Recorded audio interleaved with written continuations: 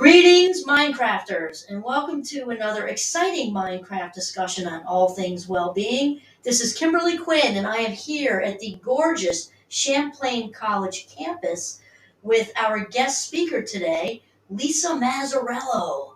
I am so pumped. I've known Maz for quite a while, and I'm excited for her to talk about being your biggest fan. I will first let you know that Maz is currently an assistant vice president of student affairs and diversity, equity, and inclusion, and also works with our ODI students. Is it okay if I call you Maz? Yes, that's great. Excellent. Okay, Maz, I am super excited about this chat on being your biggest fan because I think so many of us, I think especially for women, honestly, because I think that we've been kind of conditioned from the ground up that if we put any, we don't, if we do take care of ourselves, it's like we're being selfish or something, right? Sure. So maybe you can help us with what goes into being your biggest fan. Sure. And thanks for having me. I'm psyched to be here. So for me, it's been a lifelong lesson. And I think it's been really important to give myself good messaging and take care of myself, even when others people might be looking in and being like, that's not taking care of yourself. Like it's filling my own cup. And working in the world of student affairs, I see young people often being afraid to put themselves first. I like to encourage my students to take care of themselves, and I do that by leading by example and making sure that I put myself first. So it's positive messaging, it's eating well when I can, but having that ice cream cone if I need to and want to. It's taking a longer break if I need to, or sleeping in if I need to, but also getting things off my plate and not procrastinating. And just when I do procrastinate, I feel bad about that, like not beating myself up for long periods of time about that and trying to do my best to do better next time and leave that negative messaging behind. It's something that I think has come with age and time, and not necessarily something that comes naturally, as you say, especially for female identified folks, for folks in the queer community, which I do identify as a lesbian woman. There wasn't a whole lot of positive messaging for me as a kid in that way. I was very fortunate to grow up in a family that was very positive and encouraging, but not everybody has that. So how do I work with my students now to help them kind of feel good about themselves and take care of themselves in whatever ways they need to?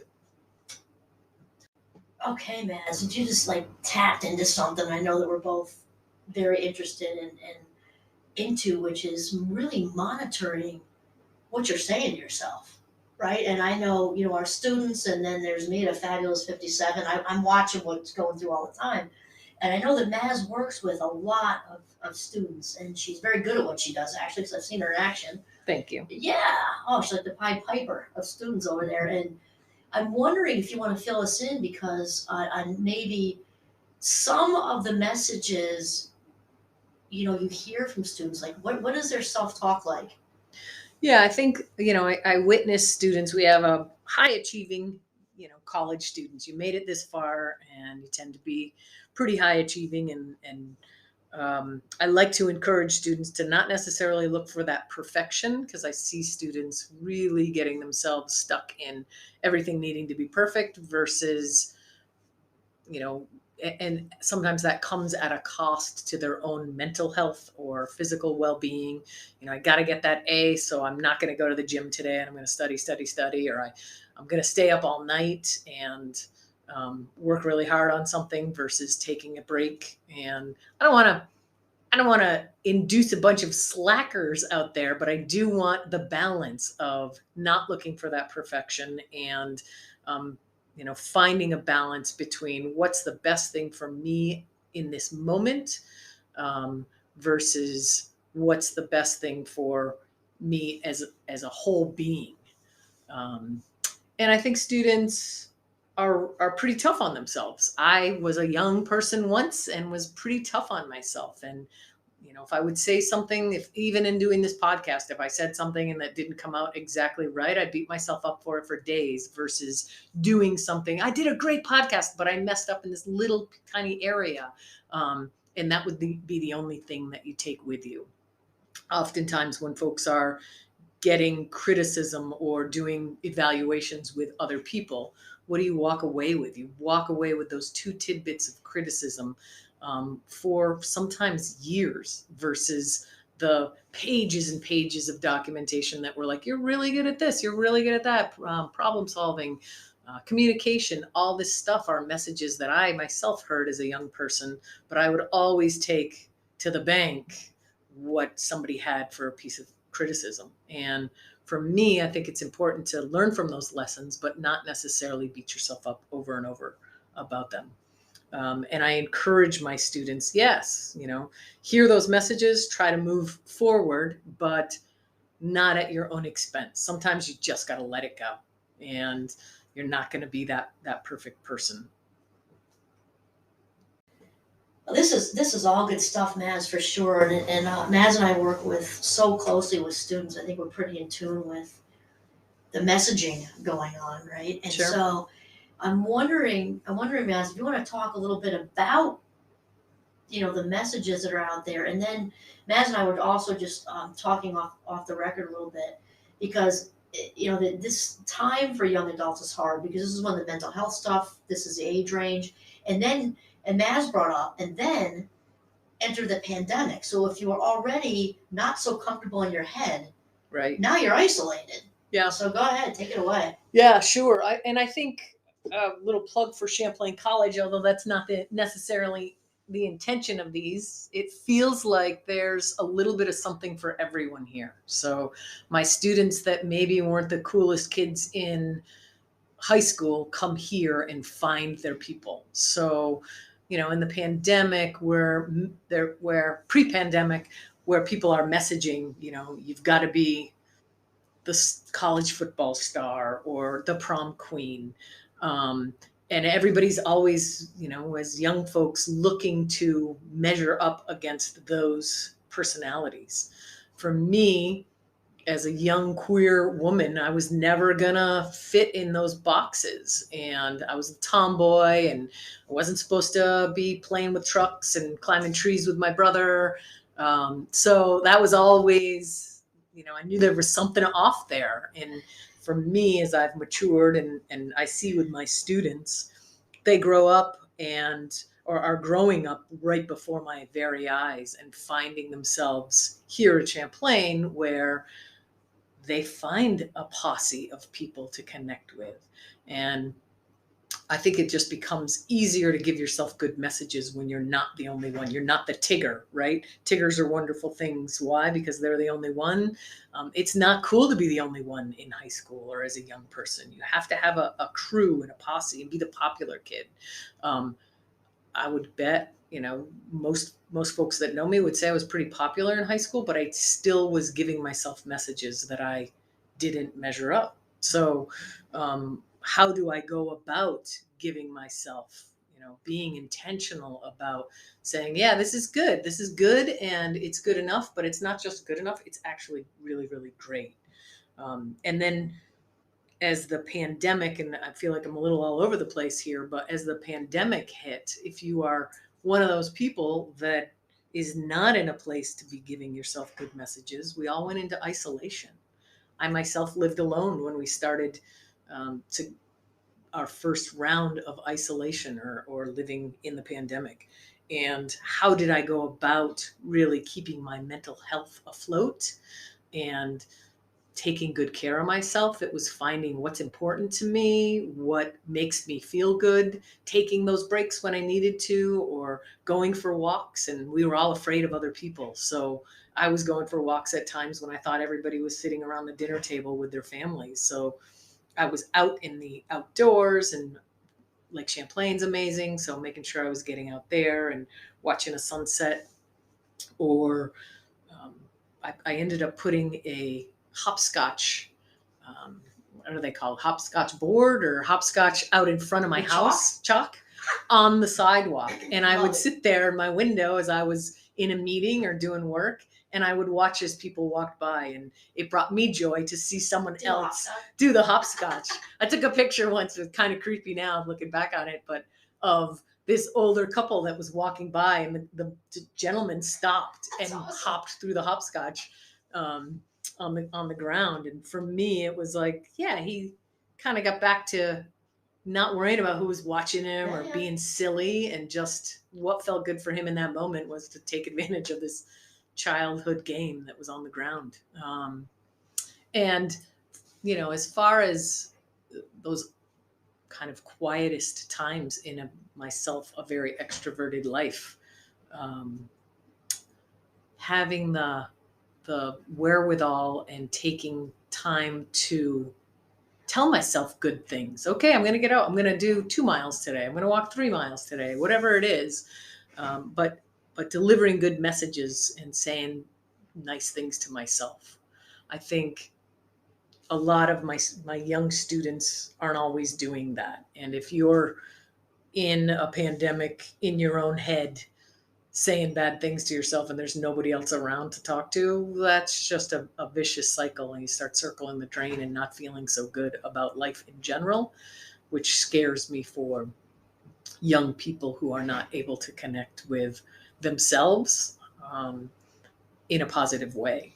So I encourage folks to try to take the best care of yourself, so you're able to show up for yourself, but also for others, which is just, it kind of follows the be kind movement that I see happening, popping up on t-shirts or pins, or just mantras that people are carrying around these days in a time where there's a lot of negativity out there. If you can be positive to any one individual, make that person yourself, and then from there, hopefully it goes outwards from there, and we are a kinder, gentler people as a result.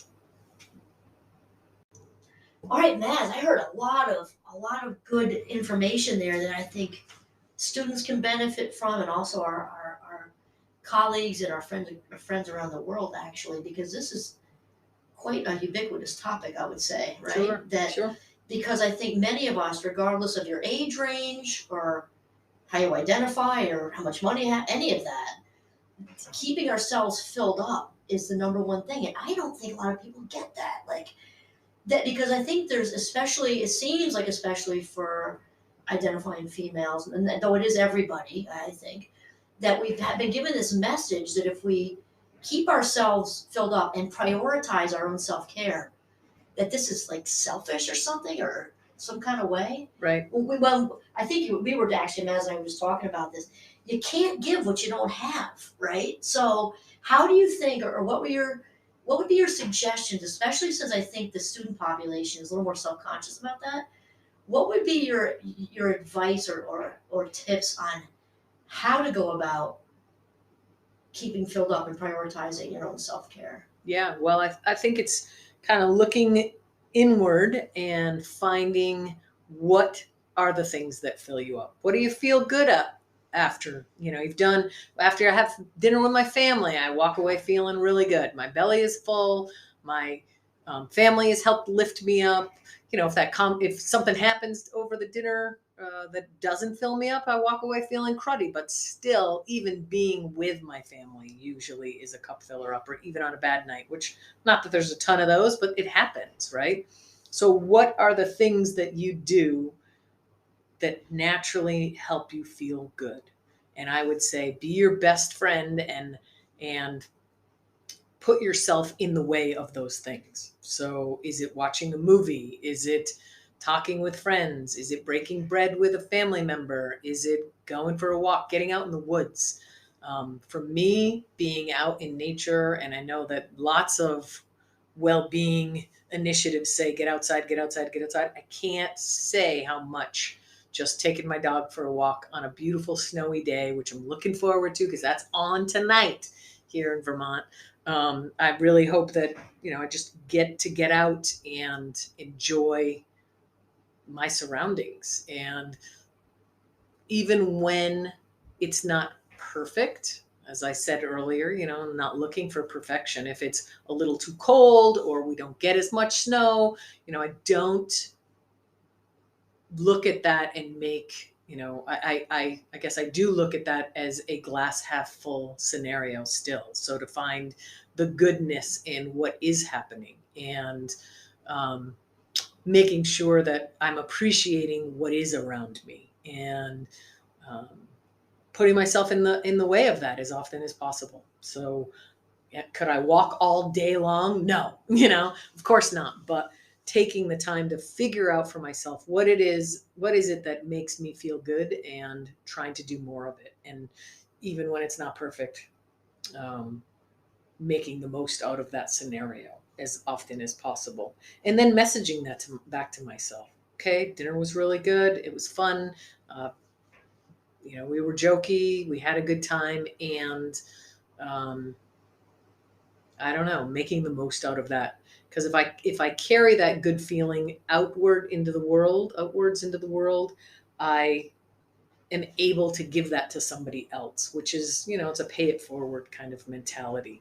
And the more that I have my cup filled up, the more likely I am to be able to help somebody else, or even just leave a positive impact on somebody else, which they tell two friends and they tell two friends and they tell two friends. I know there's a whole lot of analogies that I throw out there, but I really do see that is kind of how I feel better about myself if I've helped someone else. And um, maybe the world is a little bit kinder, gentler because of that.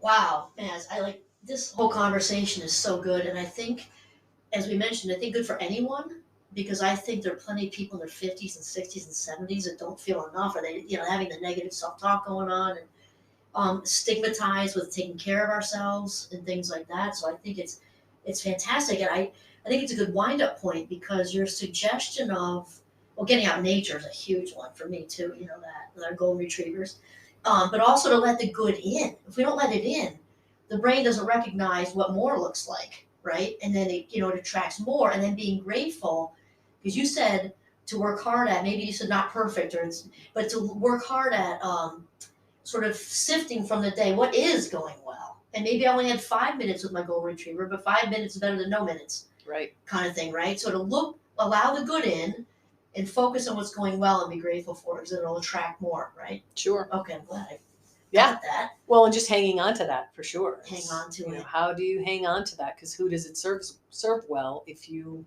are beating yourself up all the time? It doesn't serve you well, and it's certainly not going to serve the next person well.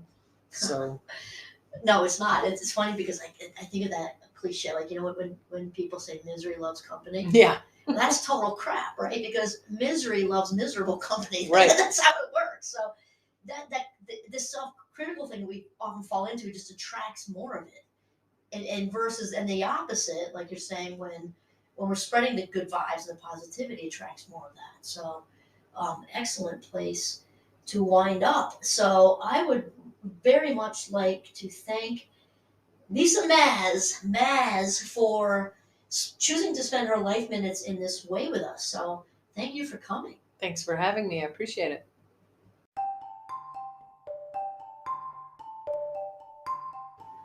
This is just excellent food for thought. So on that note, this is Kimberly Quinn and Lisa Mazzariello. signing off from the gorgeous Champlain College campus in Burlington, Vermont. Have a mindful day.